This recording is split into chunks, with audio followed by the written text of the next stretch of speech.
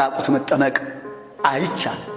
ምክንያቱም አጥማቂው ራቁቷን ሆና እፊቷ ቆሞ ጡቷ ውጪ ጠጉሯ ዛታች ይሄ ሰውዬ ከምኞታ ኃጢአት ይነጻል። በዓይኑ አይቶ የተመኛትን አመነዘረባት ነው የሚለው ማቴዎስ 5 ቁጥር 27 28። ስለዚህ በዚህ ምክንያት ራቁት መጠመቅ አይቻልም። ወንዱም ሱሬታ ማን ነው ፓንቱን ታጥቆ፣ ሴቶቹ ሁለቱን ነው መታጠቅ ያለባቸው። ፓንቱንም ይልበሱ ቀሚሱንም ይልበሱ። የናቱ ዮርዳኖስ ሄጄ ያየሁት ነገር ቢኖር ምንድነው ሙሉ እስከዚህ ድረስ እጅግም ታይ ድረስ ቀሚስ ሁሉ የሚገባ ወንዱም ሴቱም ዮርዳኖስ የሚገባ ራቁት አይገባል። ቆመው ይጠብቃሉ አይሁዶቹ። ራቁት የሚገባ የለም።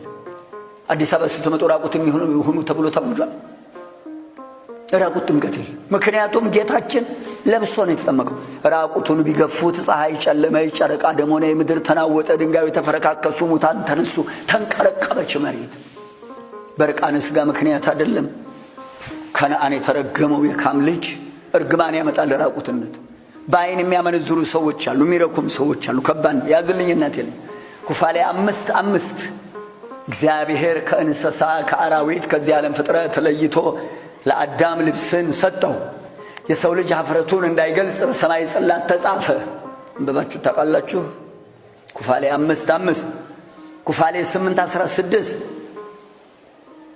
ኩፋሌ 16 ከ19 እስከ 20 ሁለተኛ ቆሮንቶስ 5 ከ2 እስከ 4 ዘጸአት 24:26 ራቁት መጠመቅ አይቻል። ሌላው ብጃማ አንሶላ ለብሶ በታደረ ልብስ መጠመቅ አይቻል። ይህንን አሁን ያልኳቸው ለብሶ ቤተክርስቲያን አይኬድ። ሁለቱም ጾታዎች የታጠበና አዲስ መጠመቂያ ልብስ ቢኖራቸው ይመረጣል። ሴቶቹ እንዳልኳቸው ሁለቱንም ለብሰው፣ ምክንያቱም በሚያስጨዋቸው ሰዓት አንድ ብርግድግድ ሲሉ አንድ ቢቀደድ ምንድነው የሚሆነው? ፓንቱ ካለ ሰብሰብ ማድረግ ይቻላል። ካህኑ ማጥመቂያ ክፍሉ ብቻውን እንዳይገባ 5 ሰው አጠገቡ እንዲኖር ያስፈልጋል። ከተጠማቂዎቹ በስተጀርባ 3 ሰው፣ አንዱ ጭንቅላት ይዛሉ፣ ሁለቱ እጅና እጅ ይዛሉ፣ ሁለቱ ከግርጌ እግር አጠላልፈው ለየብቻ ይዛሉ። 5 ሰው አጠገቡ ሳይኖር ቤተ ጥምቀት ውስጥ እንዳይገባ። የናቴ ከባድ ነው አደጋው በአሁኑ ሰዓት። ሌላው ሁለቱ ጾታዎች ከ40 እና ከ80 ቀን ጀምሮ ማንም ራቁቱን እንዳይገባ አይቻልም። አላጠመኩም እስካሁን፣ በኋላ እናገረዋለሁ። ሁለቱም መሸፈን አለባቸው፣ ወንዱም ሴቱ።